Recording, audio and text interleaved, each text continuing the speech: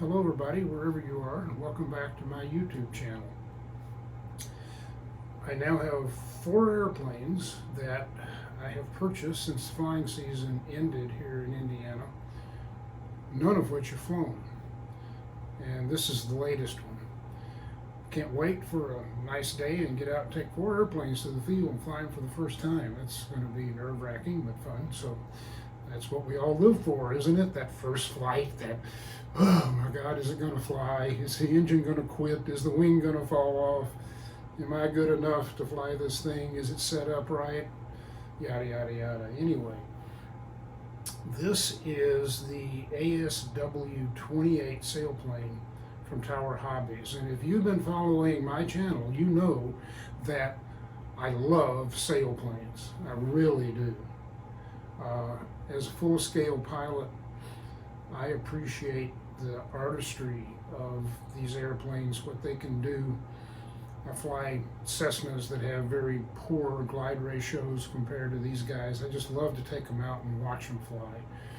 And I know that's not everybody's cup of tea, but that's kind of what I live for. I have other airplanes. I have a Maul, I have a new Commando, I have a giant scale 150, PA-28, but I've got 4 sailplanes now. I've got this ASW-28, a Crescendo, a Walrus, and a Night Radiant. And I think this one might wind up being my favorite. Tower Hobbies did a great job of putting this thing together. It's got a lot of really neat features. In fact, I'll talk about one of them right now, and that is these wing mounts. The wings themselves have carbon fiber rods, the full length of the wing. Those are the main spars. These are metal rods that just mount the wings. They're actually not necessary for the structural integrity of the wings, but they're very sturdy. And if you notice, they have some dihedral to them because they're screwed in to this plastic mount. So to take this airplane to the field, all we're going to do is unscrew these rods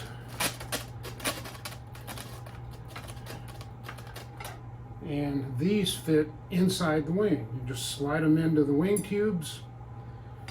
Don't have to worry about an extra piece. They're just self-contained. That I really like. And there's a lot of other things I really like about this model. One of them is the battery bay, the area they left you to mount the receiver.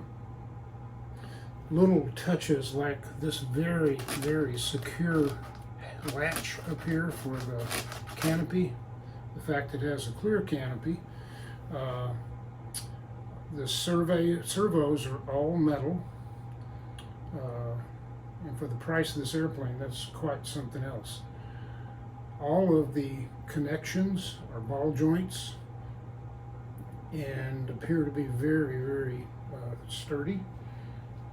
Everything about it is just really, really well designed. I don't know that I would have changed anything. Putting it together is a snap, other than getting radios mounted.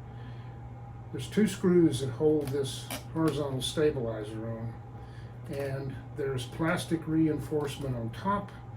There's a plastic mount that they go in, and these actually screw into, these are metal screws, they screw into metal nuts on the back side are contained inside this horizontal stabilizer mount. Same thing for the wings. The 4 screws that hold the wings on come in from the bottom, and those screw into metal receptacles. They're all metal screws. There's no plastic screws in this airplane that are involved with assembling it. That is, they're not plastic screws, but screws that go into plastic that can easily strip out. The thing is just, it appears to be really, really well put together. The wings have plug-ins for the flaps and ailerons, so you don't have extra wires hanging out over here on either side that you have to plug in and then fish back into the fuselage. The only negative thing about it, and it was not a big deal as it turned out, was that I really have to have a Smart ESC with voltage, excuse me, with voltage reporting telemetry in a sailplane. I do not like the fact that most of these airplanes come with just an ESC that does not give you a voltage reporting back to you. And the reason is that a countdown clock is useless for a sailplane that can stay up for 30 minutes or an hour on a good day on one battery, a small battery at that. I've kept my Crescendo up 35 minutes on a 1300 milliamp battery, and it wasn't even a very good thermal day. So you really need to know what that battery voltage is, because the countdown clock can go to 0 and you can still have half a battery left. Now I understand that some people are not going to like just going around in circles up here looking for thermals on a beautiful sunny day. They want to be flying their 3D airplane or their helicopter or their turbo timber, and I like that too. But what I really love is going out to the field on a nice, beautiful day and not particularly pressed for time, and I put a sailplane up, I get a chair out of the clubhouse and just sit down and watch the thing fly. I found that very relaxing and fun. So let's, I'm going to quit here, and we're going to grab the camera and show you some other features about this airplane that just minor stuff. If you really want to see an assembly, unbox assembly fly thing, go to Brian Phillips' site. He just reviewed this airplane just this last week, and he goes through all the setups and a couple of things that he didn't particularly cover well that I'm going to cover, and I'm going to duplicate some of what he did too. So let's let me go get the camera, and I'll be right back with you. One of the things that Brian Phillips did not really cover was mounting this radio in here. And I looked at a couple of different options and finally wound up mounting it in I guess the way we mount most of them, with the wires coming out the back and the bind button on the front. Don't have any telemetry on it. This is an AR637T that I bought brand new. Oh, wait a minute, no I didn't. I got it on an eBay auction. I think I got saved $20 on it. Anyway, it is my favorite receiver. It is safe. It is AS3X. You can toggle those on and off. You can fly with no gyros with a simple flip of a switch, and it's got telemetry. It also has variometer / altimeter built in, so you don't need to buy that module if you want that, and I really like that, having that on sailplanes. And it mounts very nicely, and I put it on Velcro in the back, because once you put it in there, if you glued it in and you wanted to change those wires, then you would have an issue. We can see up here, there is the fuselage side of the receptacles for the wires that go out to the flaps and ailerons. You can see the ball joint on that metal servo, which is really nice. Those are so simple to take apart. You just need a little nut driver the same size as that screw that goes through there. Pop it off and make your adjustments. You can twist it in and out, put it back on. Nothing to snap. I really like that. And all of the connectors on this airplane are that same style. The battery bay in this thing has straps with buckles. So all you do is slide that battery in there and strap it down. Because of that, you don't really need any Velcro. The base of that gray base down there, that's wood. It kind of looks like carbon fiber, but it's not. The ESC that I put in is right there. It's an Avian 45 amp ESC, not the big fancy one, because it won't fit. This is the smaller mini ESC, but it is programmable. And I put the put it in there. It was a little bit of a problem getting all those wires fished under that battery bay without having to take it out or butcher it up. But you can see that they fit pretty well there. And initially I put that battery wire in behind the end of the tray, but I finally wound up fishing it in through a hole, and that works out a lot better. Put it in behind there, you really don't have enough to work with to mount that, put the battery in and still have enough play in that cord to plug it in. I've already balanced it. I've got my balance points for 2200, and you can't see the 3200 very well because it's covered up by that strap, but that's the 3200 balance point. Let's see, what else about this? That's probably about it for the battery tray. Oh, there's the antenna glued in. I use a little hot glue for the two antenna leads. My experience with these E-flite airplanes is that's going to work out just fine, but I'll range check it anyway. I think that's it for the battery bay. The only big change I made here, obviously, was putting in that new ESC. So let's go to the wings.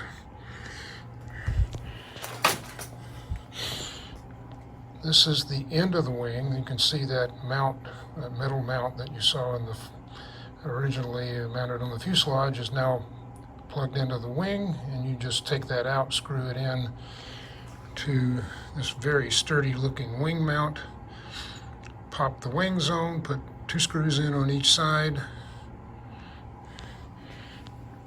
and you're done. Notice that unlike some of the E-flite models, this one has plastic caps on the end of the wings that protect it from damage, and those plastic caps fit into this plastic mount really, really nice. They pop in. There's absolutely no issue with foam on foam. Really, really sturdy looking. So let's talk now about radio setup. 16.3 volts, 0 amps, 81 Fahrenheit. Okay, that was ESC reporting 16.3 volts. That's enough for flying. I did charge this battery up yesterday, so I didn't get the low voltage warning when I start up. The flaps on this airplane are set up for crow.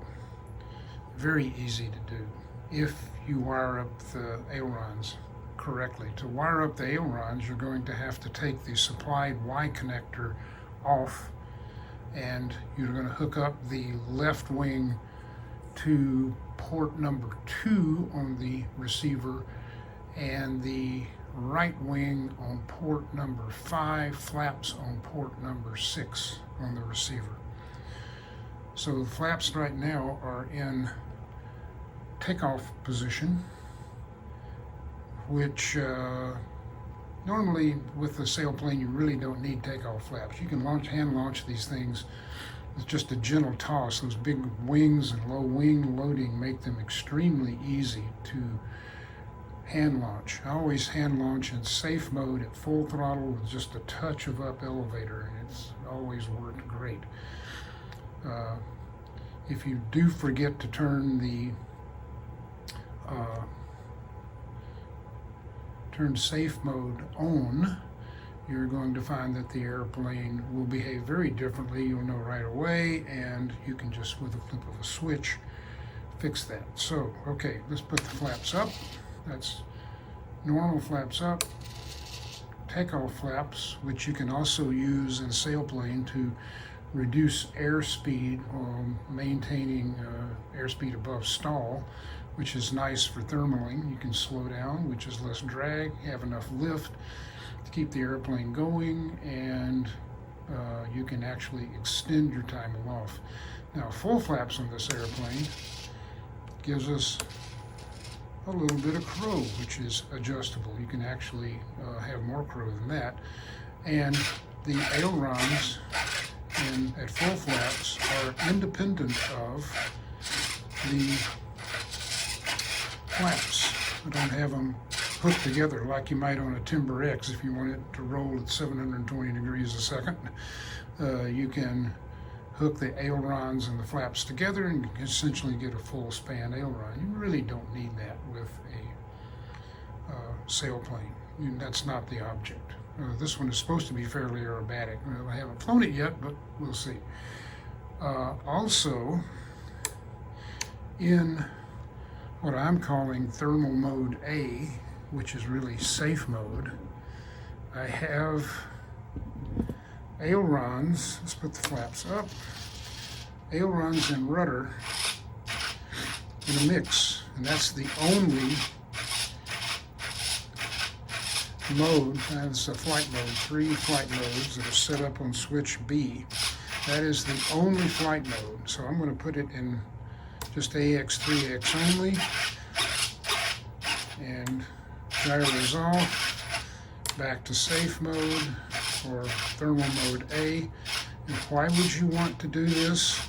Very simple. These ailerons sitting way out there at the ends of the wings generate a lot of adverse yaw.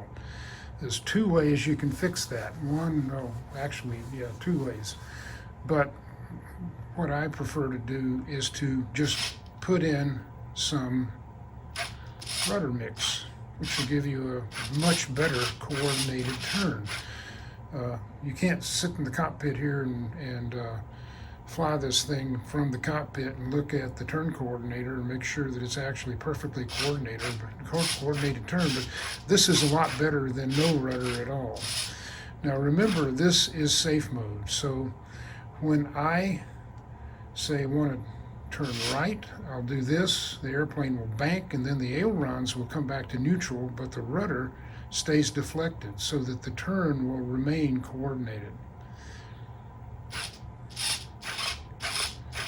The other way to fix this is to use differential aileron deflection so that the aileron that is dropping into the airflow, which is the right aileron now, is deflected less than the aileron that is deflected into the upper wing airflow. But this, I've found, really makes for a much nicer looking turn and much more aerodynamically efficient turn than just using aileron alone like this. And it's really easy to set up in a mix. It's just a simple aileron rudder mix that is tied to switch B and flight mode, safe mode in flight mode. Well, one of the items that I had to set up manually was the motor brake. When I tried it out initially with this new ESC, I wasn't too surprised to find out that, in fact, the motor just coasted and it didn't brake. So I went in to the ESC setup, and I'll show you where I set those here in just a second, but this is what it sounds like and looks like with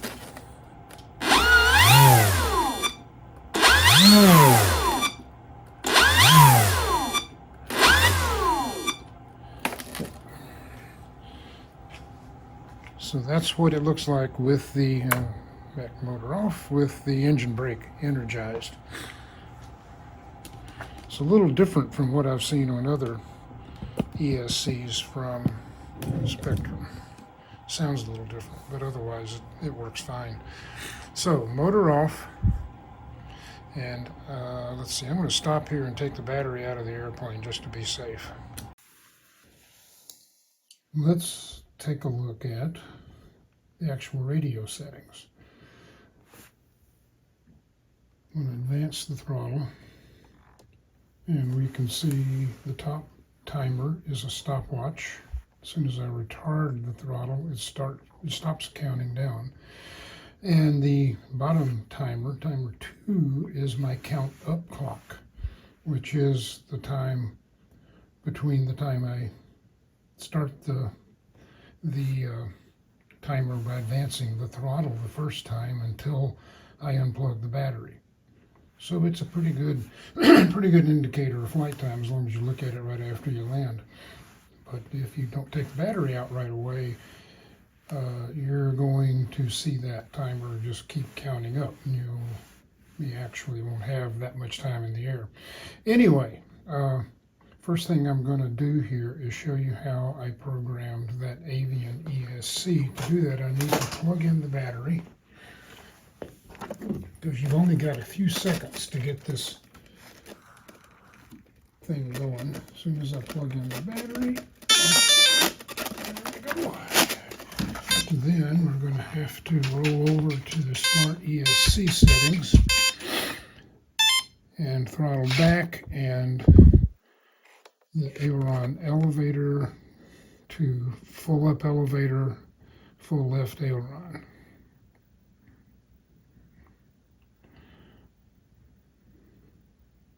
Actually, it says right aileron, but it's left aileron. Then, it's already gone over. So now I'll do right aileron, full up elevator. And now, okay, so there we are. A little confused there, but that's how you do it. Left aileron, full up elevator, right aileron, full up elevator, and here you are in the Smart ESC programming. So we're going to be manipulating the menu position with the elevator and aileron. So to go up, I push up, and that was full down elevator. Go to flight mode is fixed wing. Set the brake type to normal. Brake force is set at 7. Hard cutoff, and that will stop the motor. The rest of this we don't really need to change. Cutoff voltage, I've reduced that from 3.4 to 3 because I found out I can actually, with a sailplane, go down to 3 volts and still have time to get it landed with a couple of aborted attempts. And the rest of these are going to be just the defaults. They don't have anything to do with, well, actually this one does. Motor rotate. The stock position is clockwise. I found out I had to either had to switch some wires around on the ESC to motor connection or change this to counterclockwise. So I just changed this to counterclockwise. When we get done here, we're going to go thrust reverse. By the way, channel 8, I only have channel 8, so it's effectively turned off. To exit and save, I give full right aileron. ESC reboots, and we're all set up there. Okay, so let's talk about flaps. And by the way, here is my ESC telemetry, 16.3 volts, which I really like. Not particularly 6.3 volts, I just like having the telemetry. And I've got the sound turned off, so you're not going to hear it recording. Oops, I went the wrong way. Do that all the time. Okay, so now we're back to the home screen.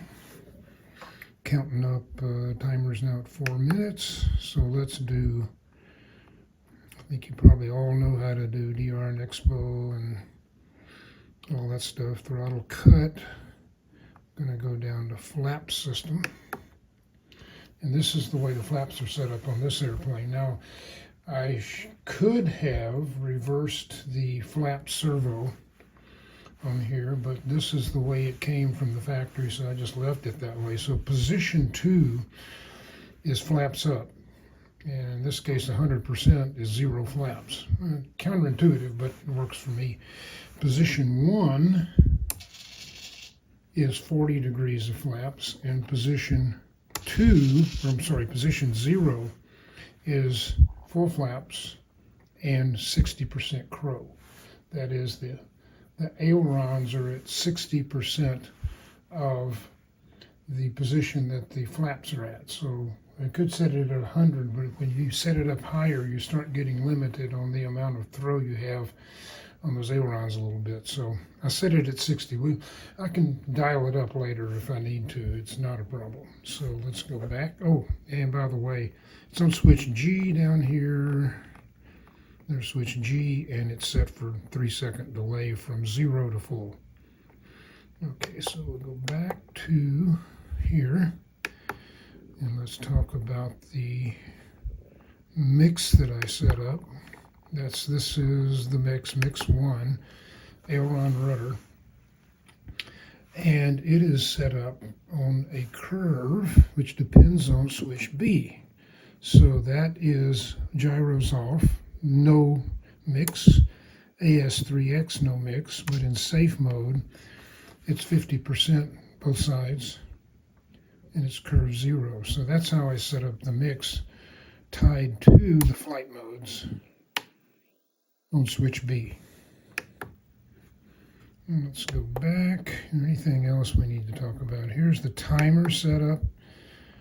Timer 2 is set up as a stopwatch. It's activated by the throttle stick at over 25%, and active means that when you pull the throttle back below 25%, it doesn't stop. It just keeps counting. Telemetry. Here's my Smart ESC. It is set up for reporting the voltage and temperature every 60 seconds down here.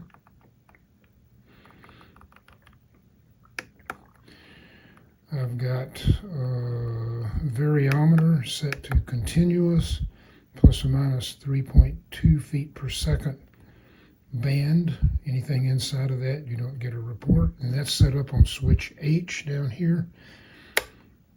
I can turn that on and off if I get tired of hearing the variometer. Altitude is set to a maximum of 400 feet, and I'm going to set this to vibrate if I exceed 400 feet. And I get that every 60 seconds.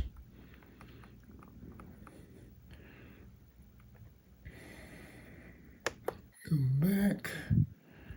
The rest of these don't really require any settings. In forward programming, safe settings, F mode setup. So it's set up on switch B. So in 0 gyros, flight mode 3, everything's inhibited. In flight mode 2, AS3X is active. In flight mode 1, which is safe, the AX3X is inhibited, and safe is set to self-level and angle. So there we go, back to AS3X, back to no gyros. And of course, with this model, you had to go through the complete setup, including radio orientation, gains, and everything else, but the gains I left pretty much the way they were. Audio events, I've got switch changes for motor on, motor off. That's on a 3-position switch up here, or up above the tall switch above the throttle. And it's a 3-position switch. 2 positions are motor off, 1 position, the position 0 is motor on.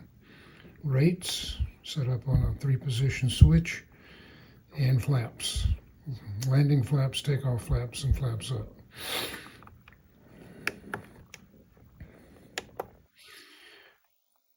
And that's pretty much it. Well, wait a minute, one more thing on system setup.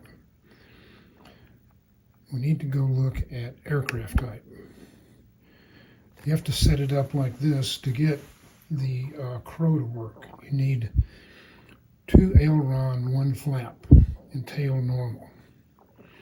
The 1 flap is, of course, on a Y connector, so the flaps go down together, but you have to set up the wing flaps on 2 in order to get the crow to work. And again, I think I said this before, but the left aileron is in port 2 of the receiver, and the right aileron is in port 5.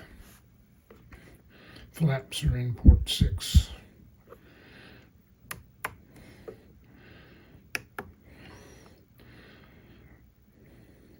Spoken flight mode. Here they are. Thermal mode A is safe. That stabilization mode is AX3X. Manual mode, which is gyros off, is in flight mode 3.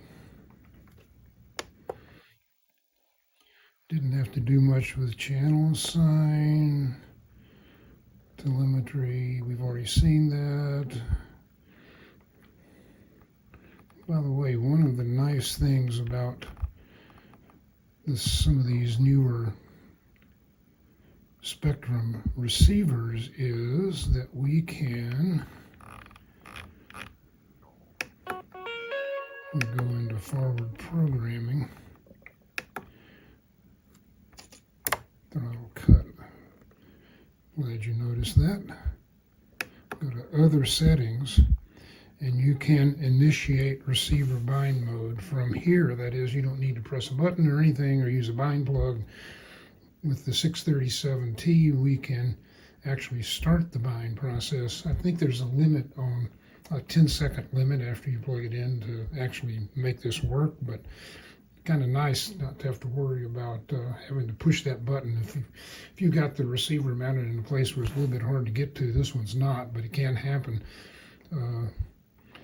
It can be a bit of a problem to get a bind plug in. Getting a bind plug in this one would require removing the receiver from the back of that bay back there. So this is really nice. I really like that. And a lot of the newer Spectrum receivers have that if they're unlocked. And that's about it for radio setup. If you have any questions, be sure to leave a comment and I'll try to help you out.